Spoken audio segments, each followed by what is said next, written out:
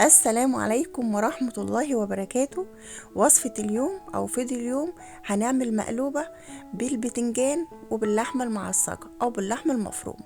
بس قبل ما نبدأ الفيديو، لو أول مرة تشوفوني ما تنسوش اللايك والاشتراك وتفعيل زر الجرس عشان يوصل لكم كل جديد وقناتي تكبر بيكم.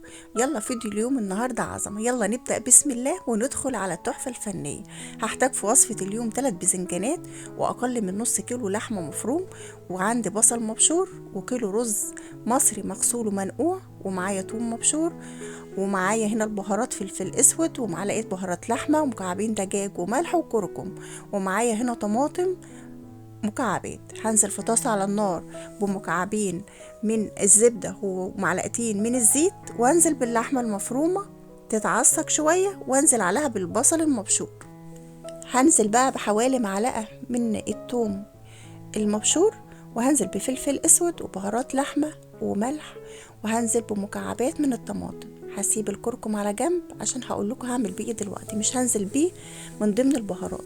بكده اللحمة اتعصجت معايا، هرجع للباذنجان بتاعي هقشره بقى تقشيرة كده فنية كده، وهعمله لشرايح.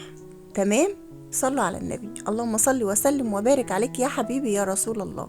صلاة تنحل بها العقد وتنفك بها الكرب وتغفر بها الذنوب وتخفي بها العيوب وتقضي بها حوائج الدنيا كلها يا أرحم الراحمين. هقشر البتنجان معايا. انا هنا احتجت في الوصفة 3 بزنجانات، هعملها بقى شرايح كده، وكون الشرايح مش سميكة، تكون رقيقة.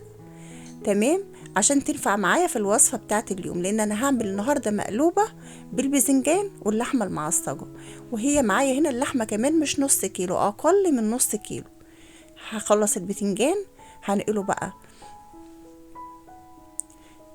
وهحط عليه ملح علشان يخلص السوائل اللي فيه ويعمل على نزول السوائل اللي فيه. الملح ده لا اما تنقعيه في ميه بملح وبعد كده بتصفيه في مصفى. هنا في حله هنزل بمكعبين زبده ومعلقتين زيت، وهنزل ببصل تشويحه كده، وهقوم نازله بالرز المغسول. هنزل بمكعبين ماجي. تمام كده. وهنزل بالكركم عشان يدوله اللون الحلو اللي احنا متعودين عليه. هنزل بقى بالعقد المظبوط للميه. تمام كده. وهنا كنت ظبطت الملح بس ما جاش في التصوير. هنا بقى في طاسة على النار هنزل بزيت، وهنزل بالبتنجان هقليه واخلصه قلي. هنقله على مناديل مطبخ عشان يمتص الزيادة. هو مش شارب عامة زيادة كتير لان انا كنت رش عليه ملح. هحتاج هنا بقى في التحفة الفنية بتاعتي بتنجان، وهحتاج حلقات من الطماطم. هتجيبي اي صينيه عندك بقى تفضلي انك انت تعملي فيها العظمه ده، وهتجيبي شريحه من البتنجان وجنبها حلقه من الطماطم، وهكذا لحد ما تخلصي البتنجان وتخلصي شرايح الطماطم اللي معاكي. تمام كده. اتمنى تجربوا الطريقه دي في التقديم، لانها بجد هتشرفكم وهتبقى جميله قوي على سفرتك في رمضان او في عزوماتك، هتشرفك. والوصفه دي روعه روعه روعه في التقديم وفي الاكل، ومن احب الاكلات على قلبي.